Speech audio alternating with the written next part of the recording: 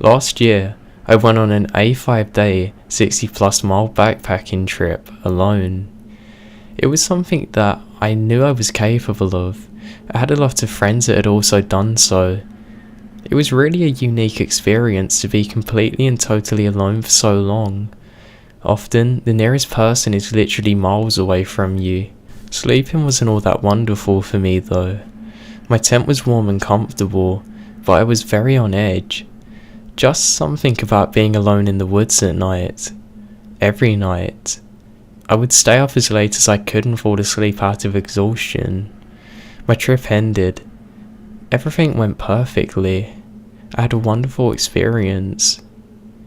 I had brought a Kodak disposable camera with this trip on me, and I wanted to get my pictures developed as soon as possible. I was eager to show my friends and family all of the gorgeous wildlife and views that I had seen. After a couple of days, I got a call from Costco saying that my pictures were developed and that I could come and get them. Now, I really didn't have the patience to wait to see all of the pictures, so I opened the package as soon as I got into my car. They'd all come out wonderfully, and then I got to the last set of pictures. There were 10 pictures I don't remember taking. The pictures were of me, sleeping, in my tent.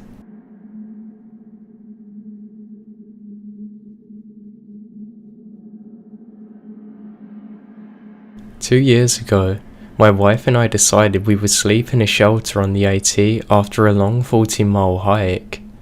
We were having dinner with another couple who was also camping down the trail a bit after sundown, when suddenly a man comes into the shelter. He turned down joining us for dinner and instead sat on the edge of the shelter, simply watching us. Nightfall came quickly and it was now time for bed. My wife and I were the only other people in the shelter that night, and we tried to make some small talk before going to bed. The man finally communicated with us a little as he set up the last of his gear and crawled into his own bed, turning off the light. At around 11:30, the man opens up his backpack and proceeds to pull out some kind of device and open and close it for 30 minutes. Problem is, the noise was the distinct noise of a pocket knife. Around 12, the man goes out with just his lamp to use the quote bathroom. At this point, I tried to place my wife's hand on the knife beside a pillow because I know she will be awake and terrified as well. The man quickly then returns to the shelter and just stands by his sleeping bag for the next 20 minutes while we lay there perfectly still with my back facing him. Then out of nowhere, I begin to hear him coming towards us. I panicked and let go of my wife's hand as I was holding it, and I suddenly turned onwards to where he was facing. I honestly thought that I was about to have to fight for my life.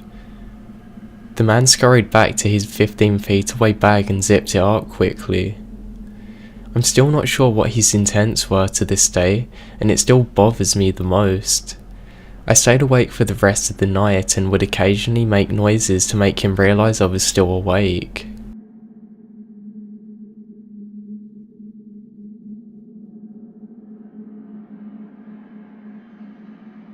I'm an avid backpacker, and 2 weeks ago, I took my boyfriend on his very first trip.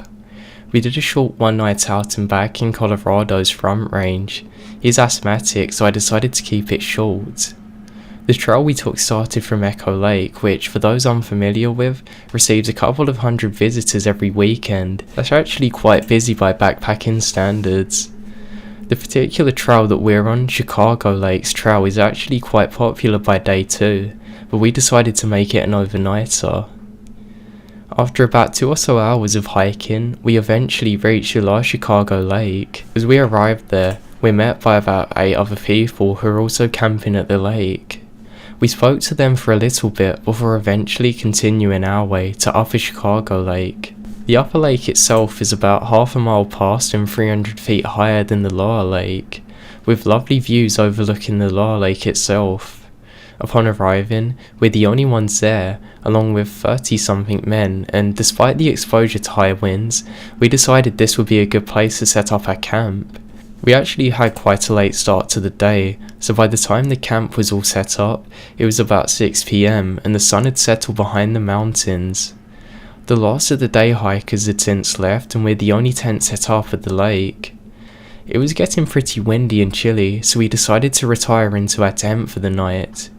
We ate dinner overlooking the lake from our tent and then zipped ourselves up. Now you've got to note that with the rainfly covering my tent, there's no way to see out of it. Now we stayed up for a bit longer before dozing off. Now at some point later, who knows how much later, I was awoken by what I thought was very heavy winds. After listening for a bit, I decided something alive was out there. It sounded like a squirrel, maybe even a bear. I really didn't know, it was just scaring me, so I woke up my boyfriend because I was scared. After listening for a bit, he agreed that the rustling was definitely not the wind. We then kept as quiet as possible, hoping not to spook it, just in case it did turn out to be a larger animal. We then both took out our knives, ready for whatever this was. And then, he saw it. It orientated towards the left side of the tent from where we were laying. He then put his hand over my mouth so that way I would be quiet. He pointed to it. There was a shadow of a human being cast upon our tent. It was a full moon, so we could practically see like it was daylight outside. It was so bright that you could walk around without any headlamp, no problem. I think this is what allowed the shadow to be created. So we're quiet as possible, desperately trying not to alert whoever the hell was outside our tent that we were awake. We had our knives pointed in the direction of them. We stayed like this for what felt like an eternity, staring at the shadow as the wind came in from burst from the tent. Finally, he or she then moved, and a hand touched the tent. No, I mean, a hand grazed our tent. The person reached their hand out and put enough pressure on the tent to point the rainfly depression towards where we were. You could see the outline of a hand. After about 10 seconds, the hand disappeared. The shadow retreated when it heard some rustling, and suddenly, not a thing for the whole rest of the night. It's needless to say that we didn't get a wink of sleep that night. At around 7 AM, we emerged from the tent. Now there was zero signs of other campers, but there was one thing. About 2 feet away from our tent was a lighter. It wasn't mine, it wasn't my boyfriend's, and we're pretty sure that neither of us had seen that thing before. We then quickly made our way back down the rest of the trail to return home. Now upon returning, we didn't see one sign of any other person staying there, and that means whoever it was may have even been living off the land. It didn't make sense how they could have got that far away from us that quickly without leaving a trace.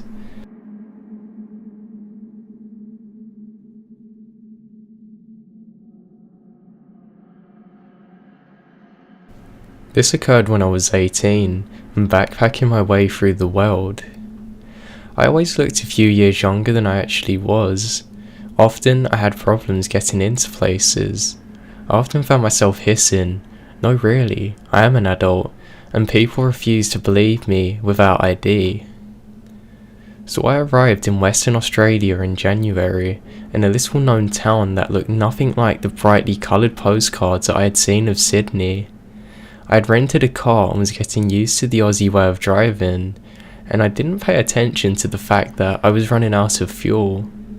So naturally, the car suddenly gave up with a whimper and came to a halt.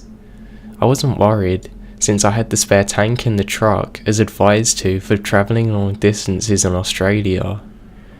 I had problems getting the lid off though. No matter how hard I pulled it, it didn't give in. So I started to walk back to the little cluster of shops that I had spotted earlier. I was greeted by a man on an ATV thing, sitting just outside of a shop. He nodded in the direction of my road and said, "Problem with your car, missy?" Now I must have looked puzzled because he smiled and said, "No one comes walking in here from that way. There's nothing there." I explained my situation and he listened emphatically. "Did you rent the car from Creepy Freddy? No wonder it gave up on you. You can't trust that bloke, you have to see what I'm saying." He then introduced himself as Charlie and quickly got the lid off the spare tank for me. "Want to ride back to the car? It's absolutely boiling out here. I couldn't just leave you like this. I felt stupid hesitating. He seemed like such a nice guy. He was right. The sun was terrible. My shoulders had already become burnt in the sun. He must have sensed my hesitation because he suddenly put a hand on my shoulder and smiled. I'm not the boogeyman. I promise you. I just don't want anybody walking in this weather. Come on, I would have offered you a ride anyway, even if you're a 40-year-old bloke too. Here, take this helmet. The head isn't even worth protecting anyway. And I got back onto his ATV, the spare petrol tank just in front of me, feeling somewhat uneasy. Just tap my shoulder if you want me to slow down, alright? He drove the short distance to my car but didn't slow down. I tapped his shoulder. I tapped it again. He drove straight past it. In my rearview mirror, I could see the grin on his face as he sped up. I couldn't jump. It was too high and it surely would have killed me. There wasn't much I could have done. I don't know what his intentions were, but he wasn't talking to me. I felt that his intentions were evil. This continued for at least 30 more terrifying minutes until I could see a little rest stop, clearly made for people to stop and enjoy the view. As we approached a rest stop, I saw my chance and grabbed hold of his throat with both hands, squeezing as hard as I could. I could tell that he was really struggling for air as he was trying to keep the vehicle on the road as we come up to the rest stop. I had no choice to do this. I then threw myself off, tossing the helmet and screaming loudly, just trying to wake the dead. There was a truck there, but nobody in sight. However, only a moment later, the door to the loo opened and a terrifying looking man with a beard suddenly jumped out and demanded to know what the hell was happening. I pointed to my abductor and cried that he tried to kidnap me. The grisly man tried to grab hold of the abductor but wasn't quick enough. Soon, he was gone. The grisly man turned out to be really nice and phoned the police for me and waited until they got there. Since that day, I no longer judge people by the appearance. Charlie was a nice looking bloke, charming smile, and seemed to have good intentions. The grisly man, George, looked like he had just been coming out of an ancient lair and was ready to kill somebody. But really, he was just a gold-hearted guy.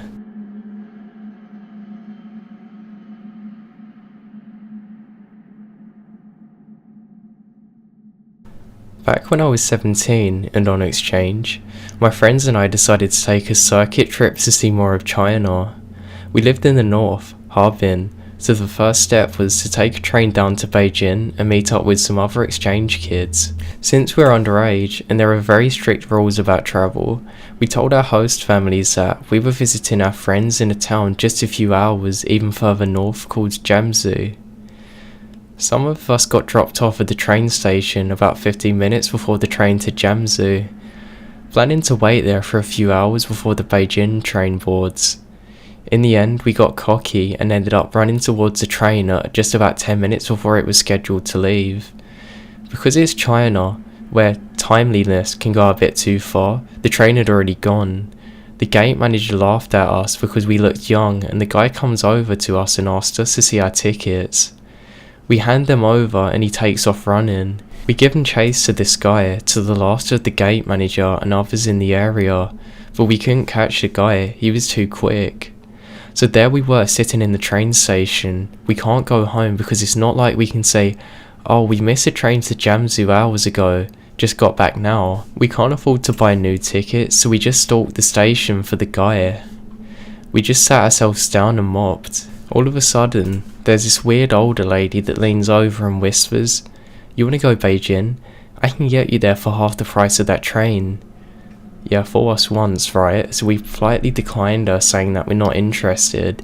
She aggressively grabs my arm and starts pulling me up, saying that she's going to take us to Beijing. My friend then attempts to wrestle me back off of her, and is now way beyond suspicious. He also had to come with him as he goes from stranger to stranger, telling our situation and asking if this woman sounded trustworthy. Some said yes and some said no. Well, good enough for us. We follow her out to the station to an alley behind it. We stop outside a convenience store. There were 3 big guys who asked us to take our bags. We felt very uncomfortable and tried to resist, but they suddenly snatched them and we're trying to take them back. We're trying to ask the lady what's going on, but she keeps telling us that they work for her, it's fine. So we sit there for 45 minutes and she gives us a lollipop. At that point, we really start to get scared. So what are you gonna do? We sat down sucking on our candy, trying to figure out what was happening, and there's just silence. 45 minutes pass. There's more people milling around us now. Shady lot by the look of most of them, and most of them don't speak Mandarin or English. My friend, who gets scared really easily, just begins crying. She really doesn't know what to do, and the lady just keeps on shoving convenience store snacks at us and will not let us leave until we eat them. We then started to joke amongst ourselves about how nice it was that they's given us candy. Then suddenly, out of nowhere, this bus appears. There's not even any seats inside it, there's just beds stacked in threes. One of the men opened the bottom hatch and they throw our bags in there. We're told to take off our shoes, given slippers and a blanket. Turns out, this was a commuter bus. Actually, a lot of what I imagined the night bus in Harry Potter was like. Over the trip, we ended up having a ball with the other passengers, one of which was very drunk and from far, far away. This could have ended a lot worse than it actually did, and the fact that it was a real bus still amazes me to this day. At the end of the day though, we got scammed really badly.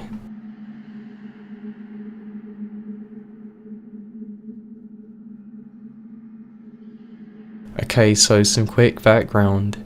I'm an American living abroad in a place with lots of nature and mountains not far from my house.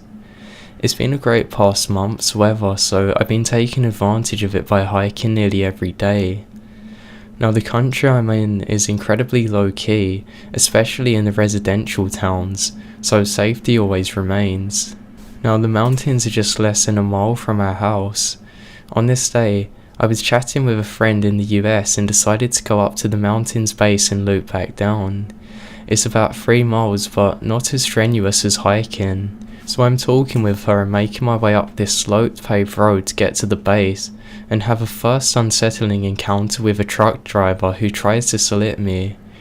I just give him this look back like, what the hell, I'm alone, you're a fool, making me feel unsafe. This doesn't turn into anything, but I'm on guard. I'm by myself after all, because my husband is away at work. I go to the base and I'm telling my friend about this creepy truck driver, and suddenly, I have this urge to get out of sight. I'm at the mountain's base, which is to the left, and in front and to the right of me is an 1/8 of a mile parking lot. The mountain also has skiing in the winter. I get across the parking lot to the right and enter the forest across from the mountain. Now at the time I'm really thirsty, and the stream water at the edge of the forest is drinkable, so I start taking sips with my palms. Now this area of the forest is right by the parking lot, with a walking trail to get back down from the mountain's base, but it's still enclosed by lots of trees and shrubs. So anyway, I'm stood over there taking a break and drinking some water, still talking to my friend, when a different man enters the forest where I am. He's staring at me. Seriously, he gave himself away from the moment he entered the forest. It's just something about the way he was, to do with his body language. Now he's strong, in shape, has a white tee, blue shorts, brown hair, and eyes with light skin. He's just staring at me, but he doesn't approach me. Instead, he walks adjacent to me, crossing the path over the stream and goes to the other side of the stream directly across from me. I don't hear what my friend is saying, I'm watching him. I notice then that this guy has a knife. Like clear as day, this guy has a knife. He leans up against a tree, gripping the knife, and just stares at me, waiting to see what I'm gonna do. I then decide that going deeper into the trail is a no-go. It seems he's anticipating that I'm distracting, talking from my friend, and that I'm going to continue on my way. This isn't an option because the trail doesn't lead onto a road that cars can drive on for a good while. There's much fewer people on this trail too. I've seen enough horror movies. I suddenly realised that my uneasiness and need to get out of sight when I get to the mountain might have been just because I was also being pursued by the knife man, not just some random sleep-deprived truck driver looking for a good time. I turn on my heel and sprint out of the forest. Luckily, I see a car driving towards where I am. It's a mother teaching her daughter how to drive. By this point, it had started to pour down randomly, and I look like I'm a lunatic, myself running towards them. I'm only 5'7" and blonde, not with a creepy huge knife, so hopefully they should stop. They do. I explain to them what has happened and they let me into the car immediately. I lock the door and then they call the police. Then about 30 seconds later, I see the knife man walking towards the direction of where I came from, the mountain's base. He's walking briskly and doesn't have a car of his own. The car I'm in has tinted windows, so I knew that he didn't know I was in there. I then tell the mother that that's the guy, but we don't want to provoke him. He then quickly disappears before the police can arrive. I give the police a description, but now I don't even think they ever found him. Part of me wants to believe that nothing was ever going to happen, but the way he went about it made me realise that he was definitely up to something. Even the way he was flashing his knife at me, sizing me up, and it seemed like he knew what way I was going, and it seemed as if he knew I was foreign. I was on the phone and might not have noticed him, but I guess I looked like I was an easy target.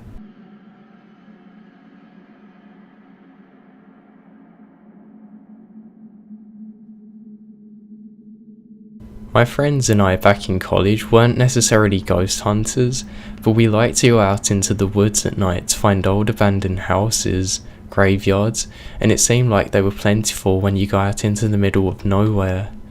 A common place for us to go is a park which wasn't very far into the woods and had an old bridge that was supposedly haunted.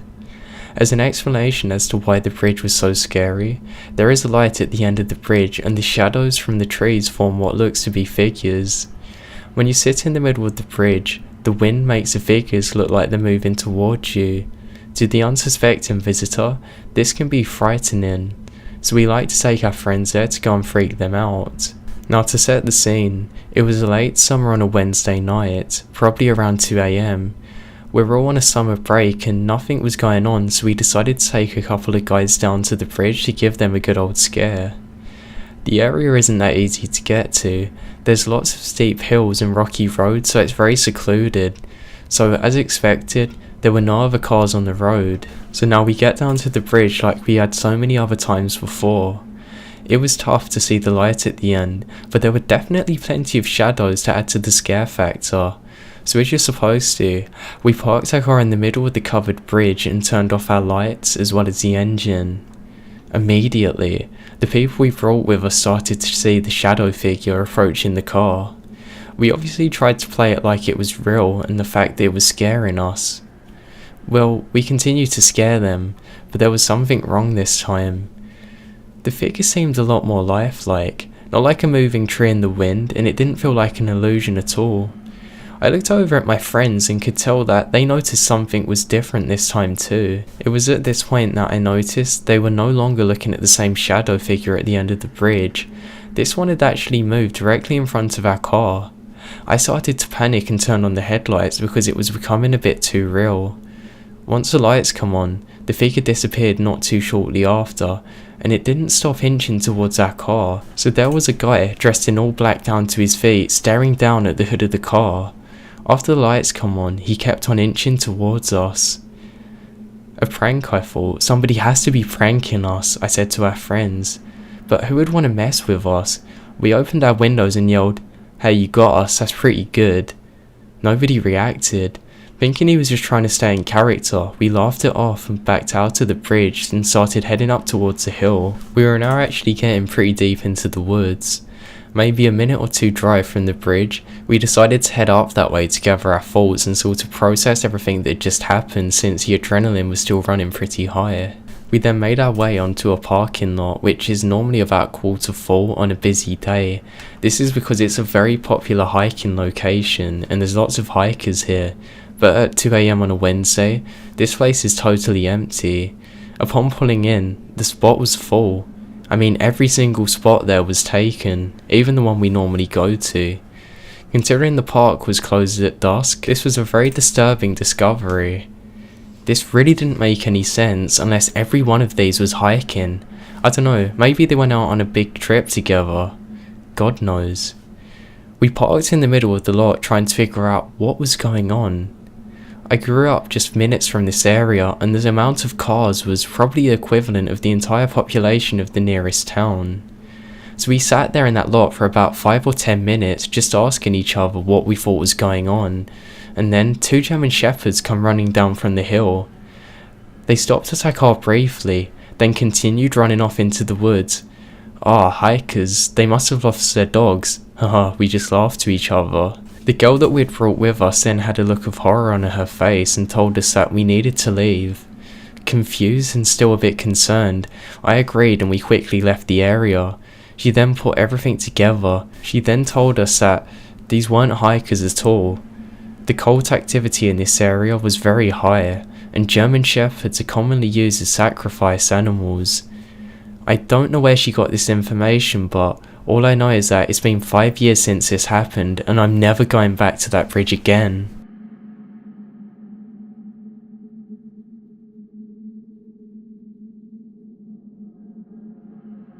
I am a 33-year-old white female from Los Angeles.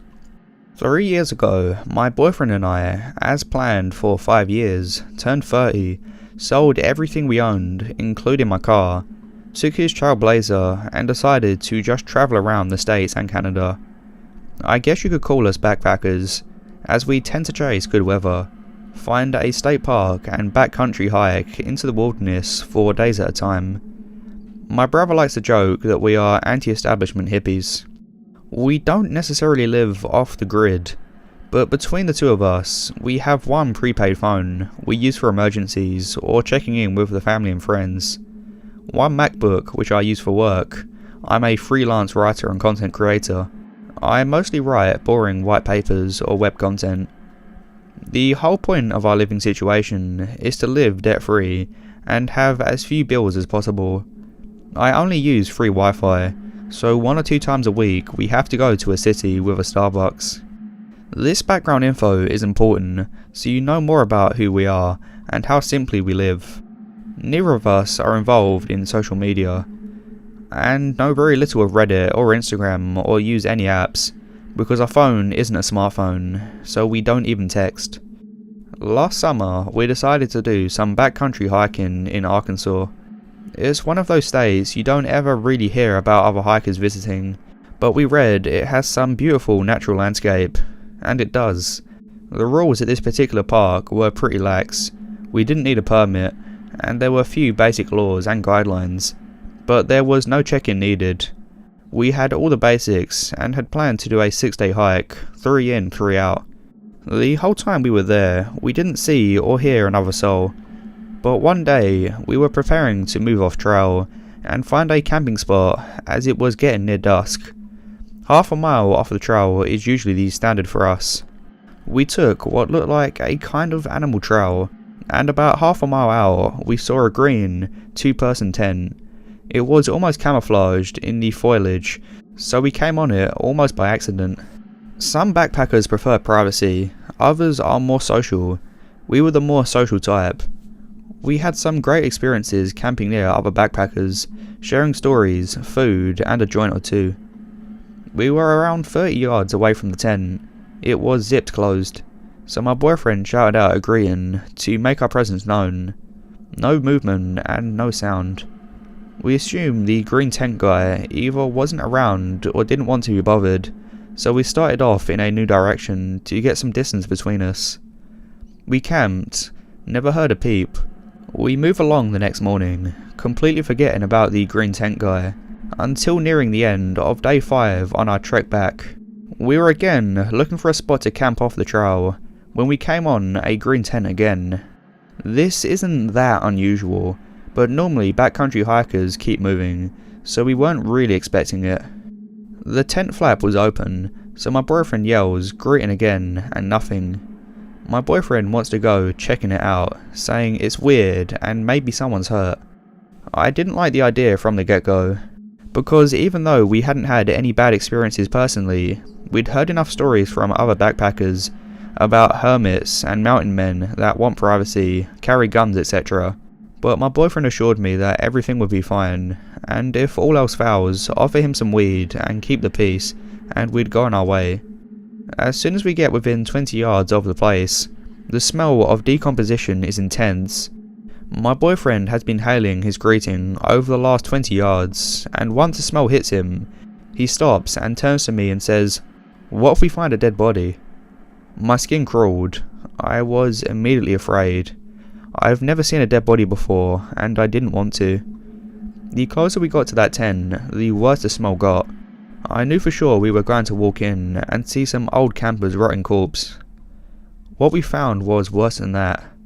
Outside the tent was a dead doe's legs, all 4 of them, covered in flies.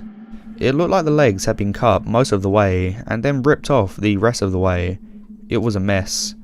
Inside the body was the head of a deer, but the middle portion was swaddled in a blue fleece blanket that was blood-soaked at the bottom, where the legs used to be. It was laying on its side, bottom facing the tent entry. The tail had been cut off, and the anus and vagina was covered in dry blood and a gape, like something had been penetrating it. The same with its mouth. The bottom portion bent down at a scary broken looking angle. The tent was open, so we could see everything without having to go inside. Not that we would have anyway, but at this point the smell was almost debilitating. There was a dirty, almost empty clear bottle of Genghis baby oil and a stained green and white fringed kitchen towel. That was it. I immediately started crying and begged him to go. All he could muster was, "What the fuck?" And we turned and ran. We ran to the trail and jogged down it as far as we could go until dusk was fully on us, and we had to set up camp. We didn't go very far off the trail, and neither of us slept. We didn't start a fire or use headlamps after full dark. We just sat up, whispering to each other, going over and over what we had just seen. Every single noise startled us. It was like our brains were on red alert. I kept thinking that at any moment, a dead deer rapist would come back to his tent, see our footprints or something, know we were there, and track us back to our tent. I've never been so scared in my entire life. Just before dawn, we tore down and started out. My boyfriend stopped at the ranger station on our way out of the park to report what we had seen. The ranger was a young guy, around our age, and looked as freaked out as we are by our story as we were telling it. He wrote most of it down, and my boyfriend showed him on a map approximately where it had been. He asked if I knew how the deer was killed, and at that point we hadn't even thought about it. We just assumed it had been shot. But because of the blanket, we didn't see a wound, but we weren't exactly given it an autopsy either. We have since shortened our backcountry hikes to a maximum of 4 days. We have also been a lot less eager to call out to other campers, and have never approached another unmanned tent again.